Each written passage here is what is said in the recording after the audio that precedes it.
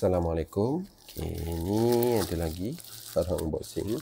Ini adalah untuk saya support Apple CarPlay, yang mana contohnya yang jenis CarPlay tu dia pakai kabel je. Kita apa-apalah kereta yang jenis tak support wireless boleh pakai benda ni, simple, kecil, comel. Calling kit, cik comel je. Mudah dibawa ke mana-mana. Kalau kita berbual dalam kereta pun dia tak mengganggu ruang tu. Ada stang kereta kat depan, ada stang kereta dekat armrest, Jadi kita pasang benda ni kecil, comel je. USB, mostly setahu saya kereta dipakai ni lah.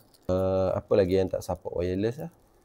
Kia Carnival contohnya. Kia Carnival, setahu saya memang tak support lah. Yang ni ada setengah yang model yang pakai Type-C. Jadi dia bagi dah adapter siap-siap.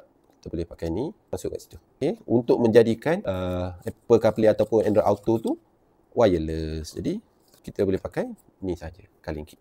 Memang mudah. Jadi saya akan buat testing. Okay, plug and play saja. Dia support wireless Android Auto dan Apple CarPlay lah. Dua-dua dia support. Okay, wireless CarPlay pun support, Android Auto pun support. Okay, ni ada manual dia, step by step, instruction manual untuk kita pair dengan phone kita lah. Okay, step dia senang sangat. Insert the adapter into the car ni. Lepas tu turn on the Wi-Fi and Bluetooth of your phone and pair with Bluetooth signal of the product. Click to agree. Okay, saya akan buat video satu lagi untuk testing penggunaan ni. Dia punya smooth ke tak wireless. Ada setengah model tu dia tak cukup smooth. Okay, saya rasa yang ni okey.